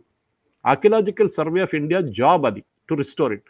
ఈయన పెటిషన్ వేశారు, 1 వేశారు, 2 వేశారు, 3 వేశారు, 4 సార్లు రాశారు, ఏ చర్య తీసుకోలేదు వాళ్ళు. ఫ్రస్ట్రేట్ అయ్యి ఈయన సుప్రీంకోర్టుకి వచ్చారు, హైకోర్టుకి వెళ్ళారు, దాని తర్వాత సుప్రీంకోర్టుకి వచ్చారు. వచ్చి అక్కడ వెళ్ళినప్పుడు what should of justice Gavai done, మీరు భక్తు కాదు, విష్ణు భక్తు కదా, మీరు వెళ్ళి కూర్చొని అడగండి ఆయన దగ్గర అని చెప్పి అట్లా చెప్పాలి సాయి గారు. He should have just said archaeological survey ఇండియాని డైరెక్ట్ చేస్తున్నాం to restore the Idol, finished, matter ends. కానీ ఆయనకు ఒక థ్రిల్ ఉంది గవాయ్ గారికి, లేదన్నా కూడా అంటే ఆయన ఒకవేళ నిజంగా ఆయన డైరెక్ట్ చేయకపోయినా కూడా డిస్మిస్ చేయొచ్చు ఏం మాట్లాడకుండా. డిస్మిస్ కూడా చేయకూడదు యాక్చువల్లీ యాజ్ పర్ లా. నేను అనేది ఒకవేళ ఆయన నిజంగా ఇష్టం లేదనుకుంటే ఏమీ మాట్లాడకుండా దాన్ని ఆయన పక్కకు పెట్టినా ఒక లెక్క, కానీ అసలు విష్ణుమూర్తికి చెప్పుకోవాలంటే నీ దగ్గరికి ఎందుకు రావాలి నేను? సాయి గారు దాని ముందు మనకి ఇప్పుడు తెలుసా సార్, నేను వీడియో చేస్తే కమెంట్స్ కొంతమంది పెట్టారు, నిజంగా నాకు కూడా చాలా ఫన్నీగా అనిపించింది కూడా. కొంతమంది కమెంట్స్ ఏం పెడుతున్నారంటే, నేను విష్ణుమూర్తిని అడగమని చెప్పారు కదా, నేను అడిగాను, ఆయన చెప్పు విసిరాడు అని పెడుతున్నారు. అదే ఆయన కూడా అదే చెప్పారు కదా, దేవుడు చెప్పాడు నాకని చెప్తున్నారు. సో మన పాయింట్ అది కాదు సాయి గారు. ఇదే టైంలో యూపీలో ఒక మాస్క్ గురించి ఒక డిస్ప్యూట్ జరిగింది హిందువులు, I don't remember the exact mask name. అక్కడ మాస్క్లో టైల్స్ అని ఎగిరిపోయినాయి, గ్రౌండ్లో టైల్స్ అని పోయినాయి, టైల్స్ రిస్టోర్ చేయాలని చెప్పి మాస్క్ వాళ్ళు డిసైడ్ చేసుకున్నారు. ఆర్కియలాజికల్ సర్వే ఆఫ్ ఇండియా ఏం చెప్పారంటే అది చేయకూడదు, చేస్తే దాని కింద ఏదేదో ఆర్టిఫాక్ట్స్ ఉంది, అదన్నీ క్లోజప్ అయిపోతుంది. ఇది ఆర్గ్యుమెంట్. కోర్టు ఏం చెప్పారు, ఆర్కియలాజికల్ సర్వే ఆఫ్ దగ్గర చేపియమన్నారు టైల్స్. అప్పుడు మీరు అడగొచ్చు కదా, మీ దేవుడి దగ్గర వెళ్ళి అడగండి టైల్స్ వేయాలన్నా వద్దా అని. అడిగారా? లేదు. Only when it came to Hindus మీరు ఈ ఫ్రీడమ్ తీసుకుంటారు. మీరు ఏదైనా అడగండి, రేపు కుతుబ్ మినార్ గురించి కేసు వేద్దాం సాయి గారు, మీరేమంటారు? అక్కడ గణేష్ మూర్తి ఉంది కింద, మీకు కనిపిస్తుంది అక్కడ వెళ్తే, there are so many Hindu murtis before Kishore, ఇప్పుడు కూడా అట్లా ఉంది కుతుబ్ మినార్ ముందు. కానీ ఎవరైనా అడిగారు అది ఎట్లా వచ్చింది, కుతుబ్ మినార్ దగ్గర గణేష్ మూర్తి ఎట్లా వచ్చింది, అది కూడా పాత, చాలా పాతది. కానీ అడగరు. అడిగితే ఏమంటారు, మళ్ళీ మీరు వెళ్ళి అడగండి. కానీ దీని అన్నిట్లో ఒక పాయింట్ అందరు మర్చిపోయారు సాయి గారు. మోదీ గారు last week 2 crore rupees release చేశారు సాయి గారు. ఎందుకు అడగండి? To restore the idols in Khajuraho temple. ఇది అందరూ ఎవరు న్యూస్లో వచ్చింది, కానీ ఇట్ డిసపియర్డ్ లైక్ దట్. మన దగ్గర కూడా ఉంటుంది, బ్రేకింగ్ న్యూస్ కాదు కదా ఇది. Modi government has release 2 crores through the respective ministry, ఖజురాహోలో ఉన్న టెంపుల్లో ఉన్న మూర్తిని రెస్టోర్ చేయమని చెప్పి క్వైట్లీ చేసేసారు. విష్ణు భగవాన్ దగ్గర అడగక్కర్లేదు, ఆర్కియలాజికల్ సర్వేకి 2 కోట్లు ఇచ్చేసారు, బాబు మీరు చేయండి, రిస్టోర్ చేయండి. Maybe not just the Vishnumurti, ఇంకా చాలా మూర్తులు ఉంటుంది అక్కడ, which have got spoiled over a period of time. ఇది సాయి గారు, ఇది చేయాల్సి ఉండే. హీ ఇన్స్టెడ్ ఆఫ్ దట్ ఆయన ఈ మసాలా కోసం, ఆయన మన ఏదో మారిషియసో ఇక్కడ మరిషియానో ఇక్కడ వెళ్ళి స్పీచ్ ఇచ్చాడు, నేను బుల్డోజర్ జస్టిస్కి వ్యతిరేకం అని చెప్పి. సాయి గారు, బుల్డోజర్ జస్టిస్ ఎందుకు జరుగుతుంది? మీరు ఇల్లీగల్గా ఇల్లు కట్టారు గవర్నమెంట్ ల్యాండ్ మీద, మస్జిద్ కట్టారు, లేకుంటే ఇంకేదో స్ట్రక్చర్ కట్టారు, దాన్ని తీసేయడానికి కోర్టు ఆర్డర్ ఇచ్చిన తర్వాత సుప్రీంకోర్టు స్టే ఇస్తున్నారు. That means you are encouraging illegal activities. యూపీలో ఒక టౌన్ సాయి గారు పేరు మర్చిపోయాను, రైల్వే ట్రాక్ పక్కన మొత్తం ఒక కమ్యూనిటీ వాళ్ళు ఎంక్రోచ్ చేసుకుని, ఇప్పుడు కాదు 40 సంవత్సరాల నుంచి, దాన్ని తీసేయమని చెప్పి అలహాబాద్ హైకోర్టు అనుకుంటాను జడ్జ్మెంట్ ఇచ్చారు that it has be removed. Railway వాళ్ళు బుల్డోజర్ తీసుకెళ్తే ఇదే సుప్రీంకోర్టు స్టే ఆర్డర్ ఇచ్చారు. 3 సంవత్సరాలు అయింది సాయి గారు, ఇప్పుడు దాకా దాన్ని ముట్టలేదు. రైల్వే ఎక్స్పాన్షన్ చేయలేకపోతున్నారు, ప్లాట్ఫామ్ ఎక్స్టెండ్ చేయలేకపోతున్నారు. ఎందుకు? బుల్డోజర్ జస్టిస్ జరగకూడదు. ఎందుకంటే బుల్డోజర్ అనగానే ఒకరే మంచి గుర్తొస్తారు అందరికీ, యోగి ఆదిత్యనాథ్. ఆయన గురించి మీరు you are going and expressing a judgement when you are a chief justice of India. మీరు రిటైర్ అయిన తర్వాత మీరు ఏమైనా చెప్పుకోండి బయటకు వెళ్ళి, but when you are serving as the chief justice of India మీరు మీ ఇంటెన్షన్ బయట చెప్పకూడదు. మీరు ఈజీగా చెప్పేస్తున్నారు, నేను మీరు నా కోర్టుకి రండి రేపు, మీ మీద బుల్డోజర్ నడిపిస్తే నేను ఆపేస్తాను. Then where is the justice system Sai garu in this country? మీరు చీఫ్ జస్టిస్గా వచ్చి కూర్చున్న దానికి మీరు, ఆయన చాలా స్టేట్మెంట్ ఇచ్చారులే, అట్లా చెప్పుకుంటూ పోతే చాలా ఉన్నాయి. నేను స్లమ్స్లో పెరిగానని చెప్పి, ఆయన ఫాదరు వాజ్ పొలిటీషియన్, 3 సార్లు గవర్నర్ ఉన్నారు ఆయన 3 స్టేట్స్లో. స్లమ్ ఏరియా నుంచి ఎట్లా వచ్చారు నాకు కూడా అర్థం కాదు. Anyway we'll leave it for the benefit of doubt అంటారు ఇంగ్లీష్లో, ఇచ్చేద్దాం అది. కానీ ఈ పబ్లిక్ స్టేట్మెంట్ ఇవ్వడంలో మీరు చూసుంటారు, దీనికన్నా ముందు ఎంతో చీఫ్ జస్టిస్ ఉన్నారు, వాళ్ళు ఒక కాన్ఫరెన్స్కి వెళ్ళినప్పుడు ఆ కాన్ఫరెన్స్లో ఉన్న మాటలు మాట్లాడతారు కానీ, కాన్స్టిట్యూషన్ గురించి మాట్లాడతారు కానీ, ఇట్లాంటి politically sensitive things, religious sensitive things ఎప్పుడు మాట్లాడరు. తర్వాత అపాలజీ ఏమి ఇచ్చింది సార్ గారు, గవాయి గారు? I respect all religions. Agreed. Apologize this one, saying I'm sorry for what I said, I take back my words. కథ అయిపోతుండే. ఈ షూ విసరడం ఏం జరుగుతుండే అప్పుడు. ఇప్పుడు ఏమైపోయిందంటే now it is become a trend. Sai గారు నేను చెప్తాను, రేపు ఇది కాదు ఇక్కడ ఆగదు ఇది. రేపు ఏ కోర్టులో కూడా ఎవడో షూ తీసి వేసుకొస్తారు డెఫినెట్గా, వాడికి ఏ ఫ్రస్ట్రేషన్ వచ్చేస్తుంది. ఎందుకంటే సుప్రీంకోర్టు జరిగింది కదా, ఇక్కడ కూడా జరగాలి. అన్నిటికంటే ఫనీ, బార్ కౌన్సిల్ ఈయన్ని సస్పెండ్ చేశారు. వాళ్ళ చట్టాల్లో ఉంది that you have to give a notice to the advocate. ఆయన ఎక్స్ప్లెనేషన్ విన్న తర్వాత ఒక కమిటీని పెట్టి, డిసిప్లినరీ కమిటీ, వాళ్ళు డిసైడ్ చేస్తారు. ఇక్కడ ఏమైపోయిందంటే to please the chief justice, చూడండి చీఫ్ జస్టిస్ గారు మిమ్మల్ని కాపాడే మేము, నా పేరు ఇదండి నోట్ చేసుకోండి, నెక్స్ట్ టైం నా కేసు వచ్చినప్పుడు మీరు చూసుకోవాలి, ఇది చేస్తున్నారు. వారు ఆయన ఇంటి ముందు ధర్నా చేస్తున్నారు. Who gave you the right అండి to dharna in front of his house? ఆయన చేసిన తప్పుకి ఆయనకి కేసు పెట్టండి, ఏమైనా పెట్టండి, మీరు ధర్నా ఎందుకు చేస్తున్నారు? అందరూ ఒక డ్రామా చేస్తున్నారు సాయి గారికి. అదే జరుగుతుంది. చీఫ్ జస్టిస్ అంటున్నారు నాకు దీంతో ఏం సంబంధం లేదు, అయిపోయింది, క్రితం finished, I have forgotten about it. In fact supreme court registrar అంటే supreme court officially chief justice chamber నుంచి వెళ్ళింది, అంతే కదా, ఆటోమేటిక్ గా మీరు ఏం కేసు పెట్టద్దు ఆయన మీద, ఆయన వదిలేయండి, ఆయన షూ ఆయనకి ఇచ్చేయండి అని చెప్పారు. No, more importantly no such incident happened అని సుప్రీంకోర్టు రిజిస్ట్రీ చెప్పింది. కరెక్ట్. నో సచ్ ఇన్సిడెంట్ జరగకపోతే మీరు ఆయన ఎట్లా సస్పెండ్ చేస్తున్నారండి? మీరు ఆయన మీద కేసు ఎట్లా పెడుతున్నారండి? ఎస్సీ ఎస్టీ కేసు పెడతా అంటున్నారు, ఆయనే ఎస్సీ ఎస్టీ, మీరు ఎస్సీ ఎస్టీ ఆయన మీద ఎస్సీ ఎస్టీ కేసు పెడతారా మీరు? ఇదంతా ఒక వెయిటింగ్ ఆపర్చునిటీ లెఫ్టిస్ట్ మీడియాకి, బ్రాహ్మినికల్ హెగమనీ, అది ఇది అని చెప్పి. Not looking at the bigger issue. Nupur Sharma చేసినప్పుడు వీళ్ళందరూ ఎక్కడున్నారు సాయి గారు? దాచుకున్నారా? ఏం చెప్పారు ఆమె గురించి? మీరు ఇట్లాంటి loose tongue, you got a loose tongue, మీరు చెప్పిన దానికి ఇంత పెద్ద ఇష్యూ అయిందని. గవాయి గారు ఏం చెప్పారండి? That's not loose tongue, it is also loose tongue. Just because you are the chief justice does not give you the authority. మీరు ఆ చైర్ మీద కూర్చున్నారు, ఆ చైర్కి రెస్పెక్ట్ ఇవ్వాల్సి వస్తుంది. That is the most important thing sir. Yes sir. సరే, ఇక next అంశము మావోయిస్టులకు సంబంధించి. మావోయిస్టు క్లీనప్ ప్రాసెస్ నడుస్తూనే ఉంది. సో అది ఆల్మోస్ట్ చివరి దశకు చేరుకున్నట్టుగా కనబడుతోంది. నక్సల్స్ చాలా పెద్ద పెద్ద వాళ్ళు, అంటే ఆల్మోస్ట్ 103 మంది నక్సల్స్ ఈ మధ్య జస్ట్ కొంతకాలంలోనే ఆల్రెడీ సరెండర్ అయిపోయారు.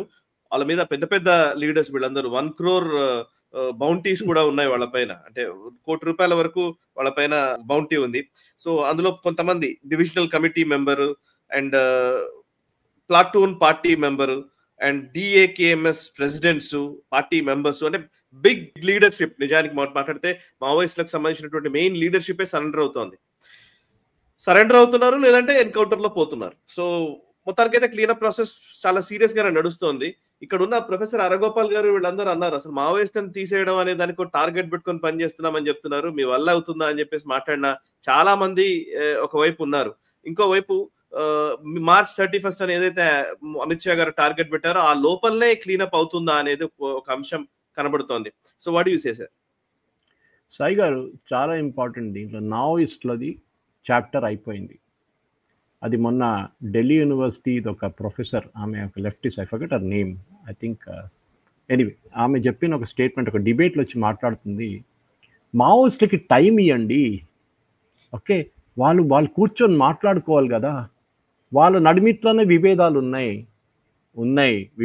అన్నమాట. వాళ్ళ నడిమిట్లోనే విభేదాలు ఉన్నాయి, వాళ్ళు సరెండర్ చేస్తారా లేదా, ఒక వైపు ఏమో కొట్లాడుతా అంటున్నారు, ఇంకోవైపు సరెండర్ చేస్తారు. ఇప్పుడు జరిగింది ఏంటంటే సాయి గారు, టాప్ లెవెల్ పాలిట్ బ్యూరో కదా వాళ్ళ సెంట్రల్ కమిటీలో, ఇప్పుడు ఉన్నది 6-7 మందే ఉన్నారు. ఒక టైంలో 18 మంది దాకా ఉండే. మన అందరు గుర్తుంది, గణపతి కానీ రామకృష్ణ కానీ వీళ్ళందరూ పెద్ద పెద్ద కిలాడీలు ఉన్నారు ఆ టైంలో. ఇప్పుడు వైప్ అయిపోతే వాళ్ళందరూ కొంతమంది చనిపోయారు న్యాచురల్ కాసెస్, కొంతమందిని వైప్ అవుట్ చేసేసారు. లాస్ట్ 2 నెలల్లోనే సెంట్రల్ కమిటీ నుంచి 6 మందిని తీసేశారు, కంప్లీట్గా ఫినిష్ చేసేసారు పోలీసులు. ఇప్పుడు వీళ్ళని సెంట్రల్ కమిటీ మెంబర్స్ మూవ్ అవుతున్నప్పుడు సాయి గారు, వాళ్ళు గ్రూప్గా ఎప్పుడు మూవ్ కాదు, వాళ్ళు ఇండివిజువల్గా మూవ్ అవుతారు. వాళ్ళని ప్లటూన్ కమాండర్స్ వీళ్ళందరూ గార్డ్ చేస్తారు. వాళ్ళు ఒక మొత్తం యూనిట్ ఉంటుంది. మోదీ గారు ఎట్లా తిరుగుతారు, మోదీ గారు చుట్టుపక్కల ఎస్పీజీ లాగానే వీళ్ళ కంప్లీట్ ప్రొటెక్షన్ ఉంటుంది ఒక టైంలో. ఇప్పుడు ఏమైపోయిందంటే ఆ బాటమ్ లెవెల్ నుంచి అంతా డిసపియర్ అయిపోతున్నారు. మొన్నొక జరిగిన ఎన్కౌంటర్లో 2 సెంట్రల్ కమిటీ మెంబర్స్ చనిపోయారు ఒక నెల ముందు. ఆ ఎన్కౌంటర్లో సాయి గారు వీళ్ళ ప్లటూన్ కమాండర్స్, వీళ్ళ ప్లటూన్ గార్డ్ చేసిన గార్డ్స్ సడన్గా డిసపియర్ అయిపోయారు. పోలీసులు లొంగిపోయారు. వాళ్ళు వీళ్ళని ఎన్కౌంటర్ చేసి పడేశారు. వీళ్ళేమంటున్నారు, పోలీసులు డబ్బులు ఇచ్చి వాళ్ళని కొనుక్కున్నారు, అది దట్స్ ద డిఫరెంట్ థింగ్. కానీ ఇప్పుడు భయం ఎక్కడ వస్తుందంటే నక్సల్ లీడర్స్కి, వాళ్ళకి బేస్ సపోర్ట్ లేదు సాయి గారు, మొత్తం బేస్ సపోర్ట్ పోయింది. ఇప్పుడు ఏమంటున్నారు వాళ్ళ టాప్ లీడర్స్ అభయ్ కానీ మిగతా వాళ్ళందరూ ఇప్పుడు సరెండర్ చేయబోతున్నారు, అందరూ ఏమంటున్నారు, మేము చేసిన క్లాస్ స్ట్రగుల్ తప్పు, హిందీలో అంటారు దేరాయ దురుస్తాయ, ఇప్పుడైనా తెలిసింది కదా, మేము చేసిందంతా తప్పులు చాలా జరిగినాయి, మేము ట్రైబల్స్ దగ్గర నుంచి దూరం వెళ్ళిపోయాము, మేము వాళ్ళ ఇష్యూస్ని పట్టించుకోలేదు, మేము వాళ్ళని ధమ్కి ఇచ్చి వాళ్ళని రిక్రూట్ చేసుకున్నాం, లేకుంటే వాళ్ళ మీద అత్యాచారాలు చేశాము, మేము పోలీస్ వాళ్ళు చంపింది అది ఎస్టాబ్లిష్మెంట్ వైపు నుంచి వచ్చిన కోపం, అది జరిగింది, చాలా తప్పులు జరిగినాయి, ఇప్పుడైనా అంగీకరించారా తప్పులు జరిగిందని? Now surrender, simple. ఇంకా మీరు చేయలేరు, దే ఆర్ ఫినిష్డ్. మీరు చూడండి, వాళ్ళు ఫైట్ బ్యాక్ చేయడానికి కెపాసిటీ లేదు వాళ్ళ దగ్గర. రోజుకి 10, 15, 20 మంది సరెండర్ చేస్తున్నారు. అండ్ దండకారీన కానివ్వండి, మన బెల్ట్ ఛత్తీస్గఢ్ వైపు కానివ్వండి, గడ్రిచోలి వైపు కానివ్వండి, even in Telangana, northern Telangana, even agency area ఆంధ్రాలో కూడా, అన్ని ప్లేసెస్లో కంప్లీట్గా వీళ్ళు వైపౌట్ అయిపోయారు.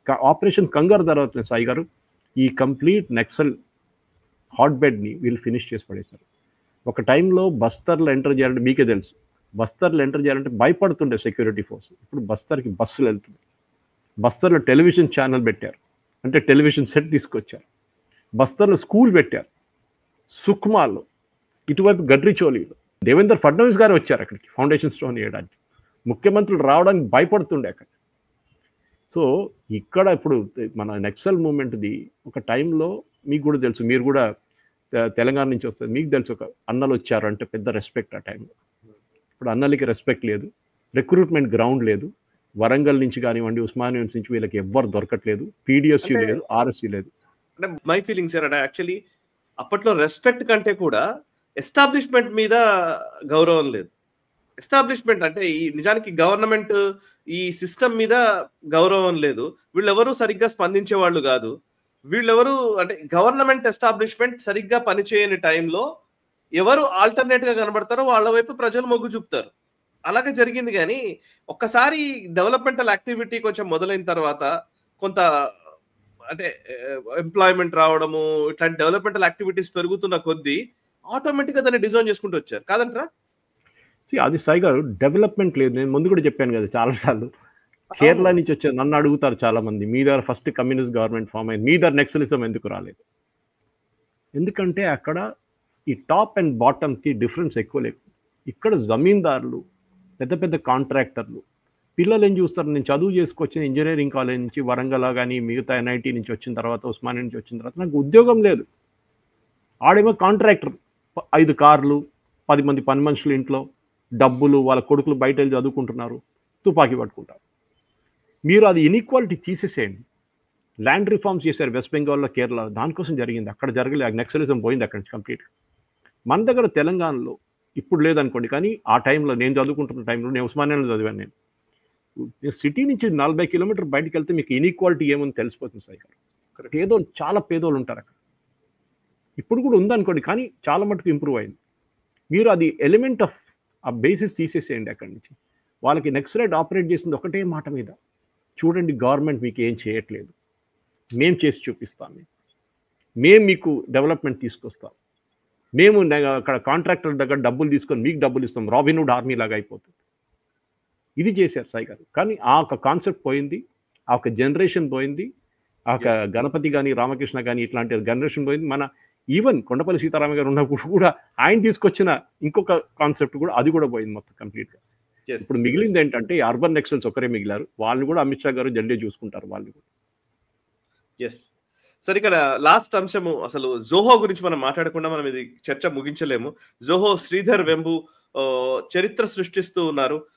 ప్రపంచ దేశాల్లో మొత్తానికి నిజానికి చెప్పాలంటే టెక్ జైంట్స్ గా పేరెన్నికైనటువంటి మైక్రోసాఫ్ట్లు, గూగుల్లు అవన్నిటికీ భిన్నమైనటువంటి ఒక మోడల్ తో ఒక కొత్త బిజినెస్ మోడల్. నిజానికి మాట్లాడితే ఇది పూర్తి క్యాపిటలిస్ట్ కూడా, బూట్ స్ట్రాప్ కంపెనీ ఒక రకంగా చెప్పాలంటే, ఇన్వెస్ట్మెంట్ మోడల్ కాదు. At the same time IITs, IIMs నుంచి పెద్ద పెద్ద వాళ్ళని మాత్రమే హైర్ చేసుకుని పెద్ద పెద్ద వాళ్ళకి అర్బనైజ్డ్ ఒక వాతావరణం కూడా ఏం లేదు. సో పూర్తి ఒక పల్లెటూరులో విభిన్నమైనటువంటి బిజినెస్ మోడల్ తోటి జోహోని చాలా అద్భుతంగా చేశారు. అన్ని ఆల్మోస్ట్ గవర్నమెంట్ కి సంబంధించినటువంటి శాఖల్లో ఒక్కొక్కరు జోహోకి స్విచ్ ఆన్ అవుతున్నారు. సో యాక్చువల్లీ నేను కూడా అరటైనే ఎక్కువ యూజ్ చేస్తున్నాను ఈ మధ్య, అసలు వాట్సాప్ తగ్గింది. సో మీరు కూడా అంతే. ఒకసారి చెప్తారా జోహో గురించి? సాయి గారు, మన దగ్గర అన్నిటికంటే పెద్ద problem of course Sridhar Vembu also US నుంచి రిటర్న్ అయ్యారు. చాలా మంది ఉన్నారు అట్లా. మన భారతదేశం ఇవాళ పొద్దున్న చూసి నాకు పోస్టర్ పంపించారు ఎవరో, నాకు 12 మంది మేజర్ కంపెనీస్ ఇండియాలో స్టార్టప్స్ ఇప్పుడు ఉన్న దాంట్లో ఈవెన్ శ్రీధర్ వెంబు వీళ్ళందరూ యూఎస్ రిటర్న్. మీరు అక్కడ ఉండి కోట్లు సంపాదించుకొని, ఈవెన్ ఈ కూడా లిస్టెడ్. అందరు అడిగారు మొన్న, ఐ థింక్ అర్నబ్ ఆస్టెడ్, మీరు ఎందుకు లిస్ట్ చేయలేదు, నాస్డాక్లో ఎందుకు లిస్ట్ చేయలేదు, ఎన్వైసీలో లిస్ట్ ఎందుకు చేయలేదు? నేను చేయను అని చెప్పారు. నేను చేయను, I want to come to my country and do it. Tenkasi లాంటి చిన్న ఒక విలేజ్లో, చిన్నప్పుడు టౌన్ అనుకోండి, అది టౌన్ నుంచి స్టార్ట్ చేశారు. నా లాజిక్ కూడా చాలా క్లియర్ సాయి గారు. టాలెంట్ అక్కడ ఉంది, మీరు ఆ టాలెంట్ని బెంగళూరు, హైదరాబాద్ తీసుకొచ్చిన తర్వాత ఏమవుతుందంటే ఇక్కడ ఉన్న పాపులేషన్ ఎక్కువ, దాని మీద ట్రాఫిక్, దాని మీద ఇష్యూస్ వస్తాయి. విలేజెస్లో ఉండే today you can work from anywhere. నేను చూసాం కోవిడ్ తర్వాత ఏం జరిగిందండి. రెండవది సాయి గారు, we are very bad at developing products. నేను ఎప్పటి నుంచో చెప్పుకుంటూ వస్తున్నది. నాకు ఇప్పుడు కూడా గుర్తుంది, when I was working in Times of India way back 1988, 89, 1991, 92 Bengaluru, ఆ 4 yearsలో టాలీ అనే ఒక కంపెనీ సాయి గారు ఇప్పుడు మనందరూ అకౌంటింగ్ సాఫ్ట్వేర్గా యూజ్ చేస్తాం. భరత్ షా, నా పేరు ఆయన ఇప్పుడు కూడా గుర్తు. ఆయన ఫస్ట్ టైం నేను కలవడానికి వెళ్ళాను. ఒక చిన్న 10x10 room, Saint Mary's road బెంగళూరులో చిన్న 10x10 రూమ్లో ఆయన కూర్చున్నారు. నేను వెళ్ళి కార్డు ఇస్తే ఆయన కార్డు ఇచ్చారు. నేను భరత్ షా అండి అని చెప్పి హిందీలో మాట్లాడారు. నాకు ఐఎమ్ రన్నింగ్ అకౌంటింగ్ సాఫ్ట్వేర్ అన్నారు. ఇదేంటారు అకౌంటింగ్ సాఫ్ట్వేర్ అంటే? టాలీ సార్ దీని పేరు అన్నారు. నేను అనుకున్నా ఇది వాళ్ళు ఉంటాడు, రేపు వెళ్ళిపోతాడో అని. Today Tally is there in almost all Indian companies side. Of course పెద్ద వాళ్ళు SAP యూజ్ చేస్తారు, మిగతా సాఫ్ట్వేర్ యూజ్ చేస్తారు, ERP సాఫ్ట్వేర్. కానీ అబౌట్ ఐ థింక్, నాకు ఎస్టిమేట్ తెలియదు కానీ I think major part of Indian small businesses Tally మీద నడుస్తుంది. జోహో కూడా అంతే కదా సాయి గారు. ఆఫీస్ సూట్, ఈమెయిల్, ఈవెన్ మన అరటి లాంటి software which can create a conversation like WhatsApp.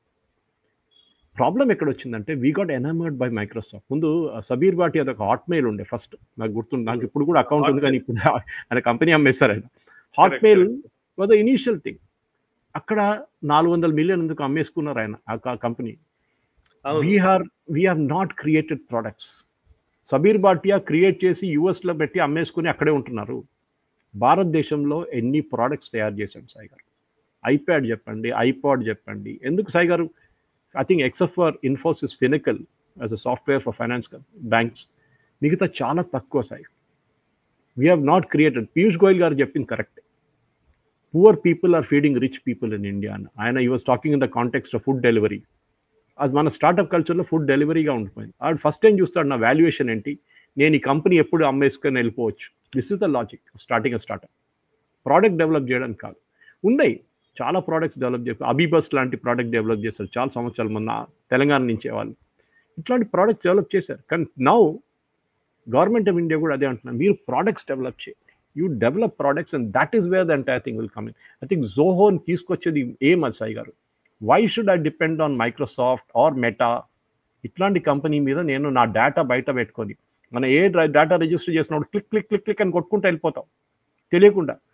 మా entire data is stored abroad. దాన్ని వాడుకుంటారు, దాన్ని మార్కెట్ చేసుకుంటారు. గూగుల్ కానీ, మెటా కానీ, వీరెవరైనా కానీ, ట్విట్టర్ కూడా they are selling our data.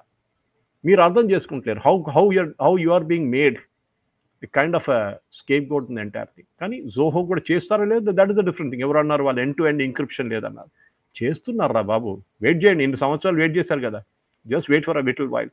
But encourage Atmanirbhar Bharat అంటే ఇది సాయి గారు. And that is what we Indian should be proud of.